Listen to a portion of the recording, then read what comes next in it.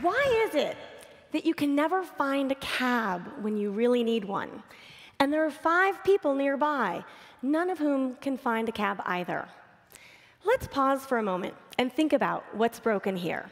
We have a mismatch of needs and haves, supply and demand, a limited number of taxi medallions, taxi drivers that go off-duty at the same time, meaning that sometimes there literally are not enough cabs to go around. All of this results in lumpy service, frustration, and overall inefficiency.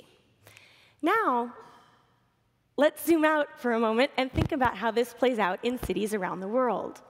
We've invested billions of dollars in roads to take us everywhere, and yet 80% of all rides taken are solo rides. Think about what this means for the environment, for resource consumption, and the overall health of cities. This 80% is what we call idling capacity, the untapped value in underutilized assets. Idling capacity is in assets throughout a city. But today, thanks to new social, local, and mobile technologies, we're able to tap into it and unlock the wealth in these assets in more ways. Indeed, these new technologies enable us to match what some people have with what other people need to an unprecedented degree. Now, let's go back to the taxi situation. Today, we have another option. It's called Lyft. Lyft is a real-time ride-sharing community. It's also an app. How it works is I need to go somewhere. I log on to the Lyft app. I see the Lyft drivers in my area, one of whom agrees to come pick me up. I can see the driver approaching on my app, which gives me confidence that he'll arrive. He takes me, drops me off, I pay him, also through the app. We peer review each other, and we're done. In the process, Lyft reduces congestion, reduces the cost of transportation, and reduces CO2 emissions. Now, from a business perspective, Lyft is also really interesting. It's a startup, it's about 1 year old, and it's taken $60 million in VC funding. It's currently launched in 12 cities across the US, and I'm proud to report Atlanta 3 weeks ago. And among those markets, it's offering more than 60,000 rides per week. Now, this is a beautiful example of how we can use these new technologies to match needs and haves in new ways. And you know you're getting in a Lyft vehicle when you see the pink mustache, and the typical driver greeting is a fist bump. Now, this is a brilliant example of what we call collaborative consumption in cities. What exactly is it? In this context, what we're talking about is the ability to unlock the wealth of assets by making them liquid in ways and on a scale never before possible. You might also have heard of the term the sharing economy. Collaborative consumption is part of that. And it's not just limited to transportation. This is happening in literally every sector you can think about. It's also a global phenomenon. It's happening in cities around the world. We see collaborative consumption platforms for everything from kids' clothes to pets to city tours. It's also taking place in Tokyo, Nairobi, London, and obviously across the United States. It's catching the interest of media. These are covers from this year, as well as investment capital, almost $1 billion in the last 2 years. Now, I think that all of this company and investment activity is fantastic. But really, where we have the opportunity to make a huge impact is in and by cities themselves. This is why I'm here today. This is what keeps me up at night.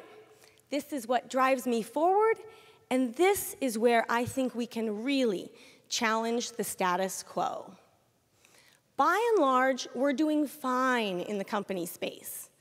But we have been missing what is probably the single largest beneficiary of the sharing economy itself, the city.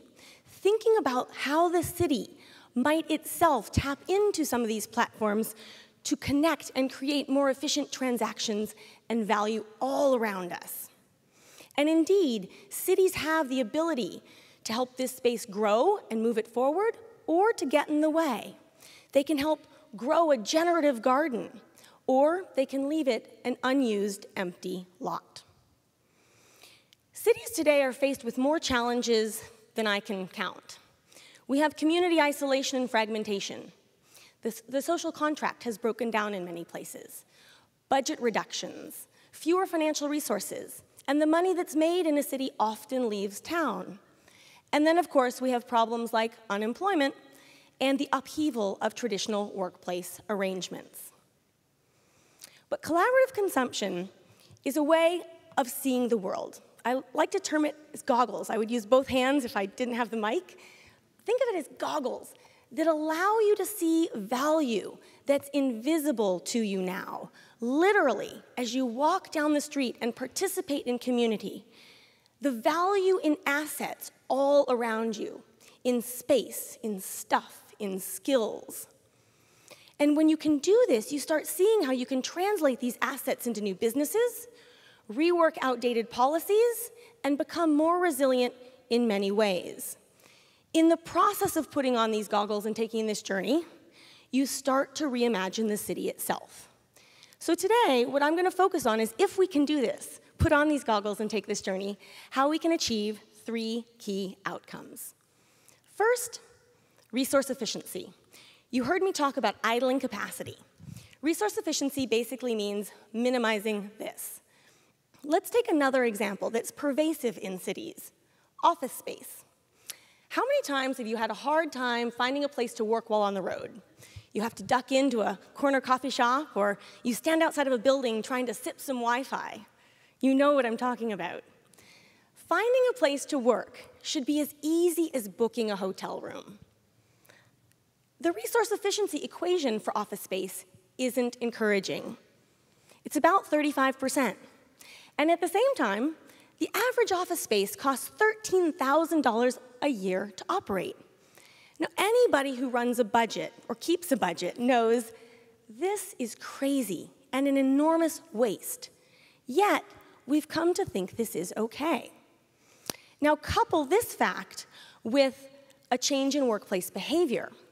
We now have more than 1.2 billion mobile workers.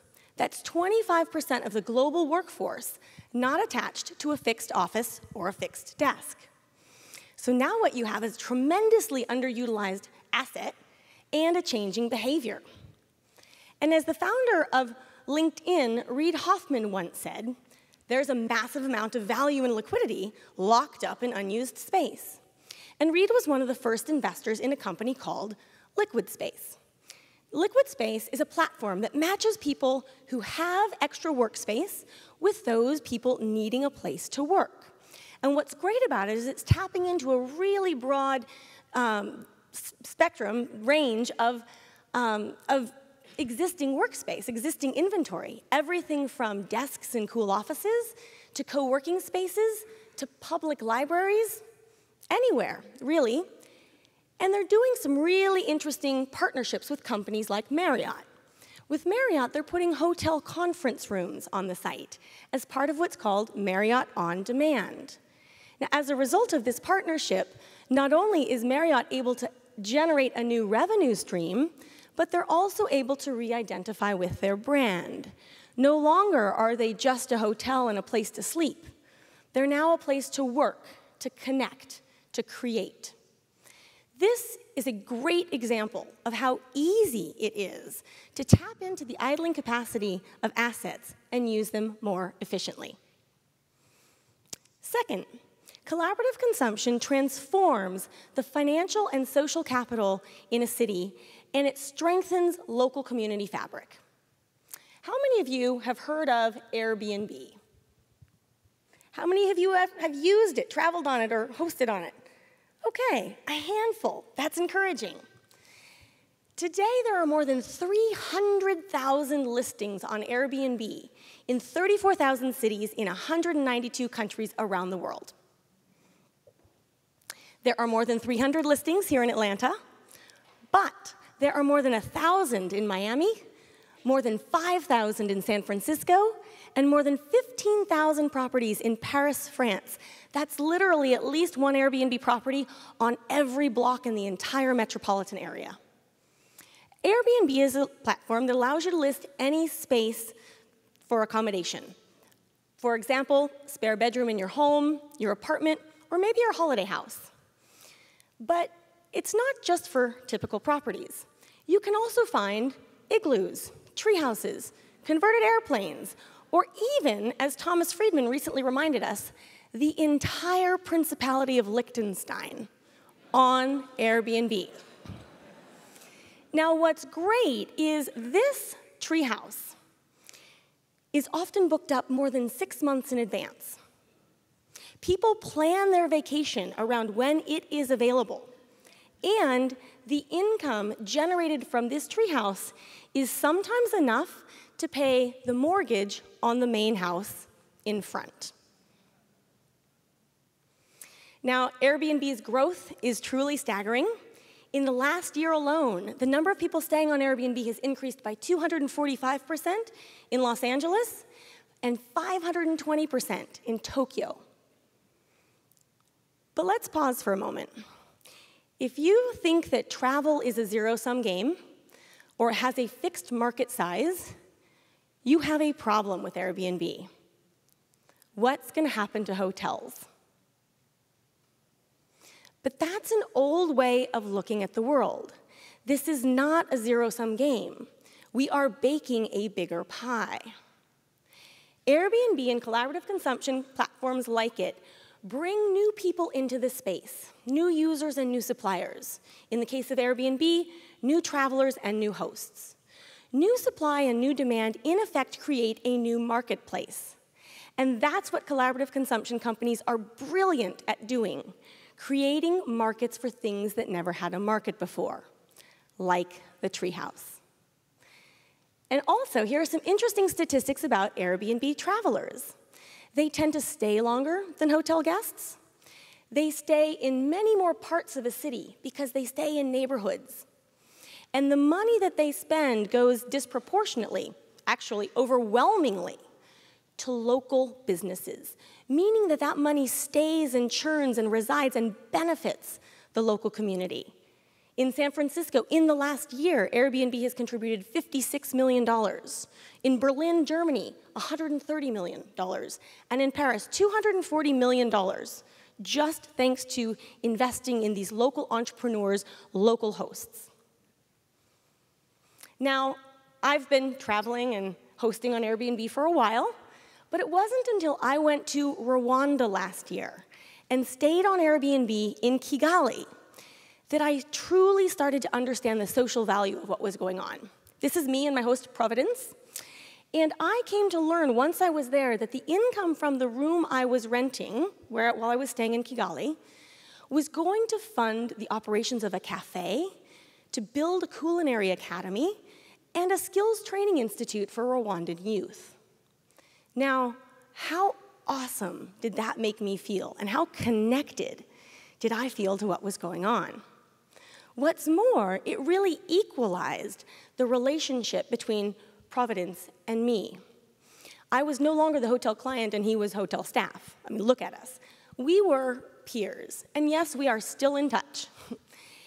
And that's another big insight of collaborative consumption.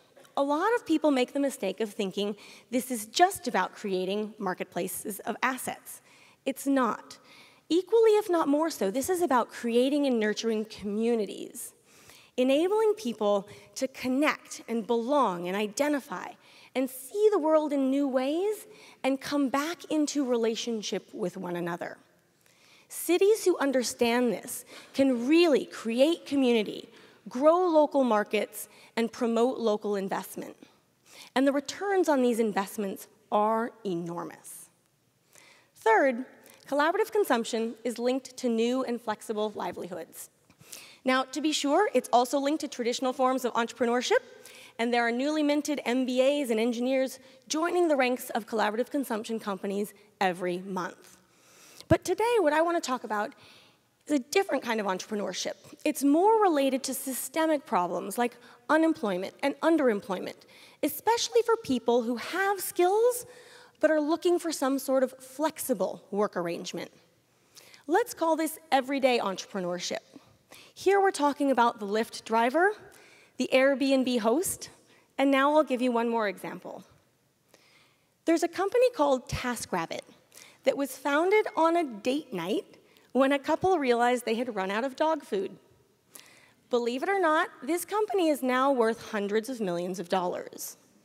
How it works is I need a task done, whatever kind of task. We'll talk about that in a minute.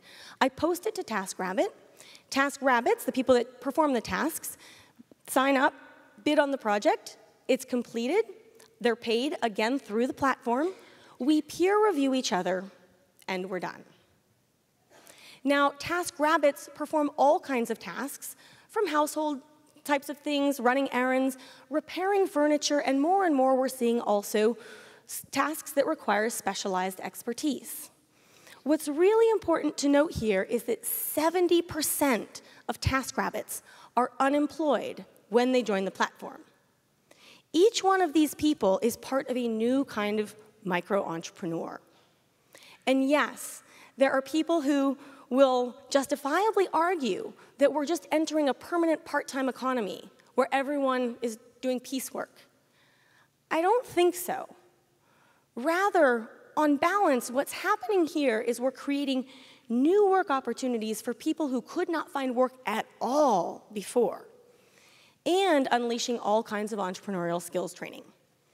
And indeed, when you look at who TaskRabbits are, you find that, yes, it's people you might expect, college students, Gen Y, but also the majority of TaskRabbits are people with skills who, for whatever reason, are often socially disconnected or isolated. For example, mothers with young children and retirees. TaskRabbit and platforms like it enable them to use their skills, generate some income, unlock their own wealth and value, and connect with their community. Cities who understand this can spur massive livelihood creation in the new economy. So let's take a step back and think about where we were, come back to where we were perhaps. As I said, this isn't about one company or one sector. This is happening across the spectrum.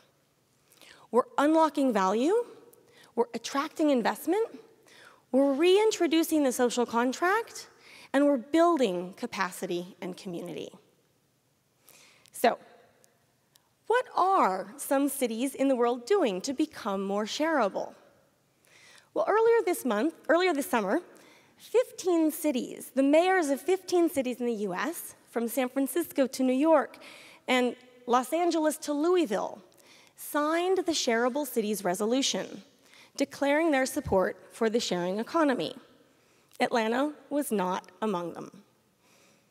In Brazil, if we travel down to Brazil, we find that Airbnb has partnered with the governments of Rio and Sao Paulo in advance of the World Cup and the Olympics. This is going to ensure that more people can travel locally and that more of the money spent on these events remains in the community and benefits more people. And if we travel to Seoul, South Korea, we see what is probably the global role model of a shareable city. The mayor there has outlined a comprehensive strategic plan, including legislation and investment. And he really is putting on those goggles and using collaborative consumption as the lens by which he defines the future of the city and unlocks the amazing wealth within it. And my colleagues and I are in the process of developing a shareable city council to connect these cities and more. So, that's the big picture. Now, where does the real work begin? What should cities do to become more shareable? We see a lot of cities sort of leaning in to this space and from a progressive point of view. But we also see many very hesitant and only getting involved in some kind of a reactionary capacity. Now, what's important to note is that they really can see this space as a way to move it forward, or they can be fearful. And the most important thing to do is to recognize the difference between a new way of transacting that's disruptive but works really well, and the fear of something simply because it's new. We've seen this before. The car, the telephone, the computer, the internet. And to be sure, there are challenges and unknowns, outdated regulations, and questions around things like insurance and tax. But challenges and questions are not unique to the sharing economy. They're part of the natural process of innovation and the journey towards a more sustainable, thrivable world. And city leaders who can understand this and dive in boldly to start understanding and assessing the benefits that being a shareable city can bring about will stand to reap those benefits as well. You can spur economic activity and entrepreneurship. You can address your sustainability and resilience goals. And you can tackle systemic problems like unemployment by harnessing the power of collaborative platforms to connect people and create shared value. Very few ideas come around in this world where you can see the infrastructure, you can see the place, and you can see the dots that you want to connect. Collaborative consumption is one such idea. You can connect the idling capacity and assets throughout a city. And you can do so in a way that is extremely efficient and that is also very human. And cities are all about humanity. They are, after all, the original sharing platform. We're simply able to use new modern-day technologies to resurface and reimagine the ways in which we can do that. There's no better time to become a shareable city than now, and everyone can help make that happen. Thank you.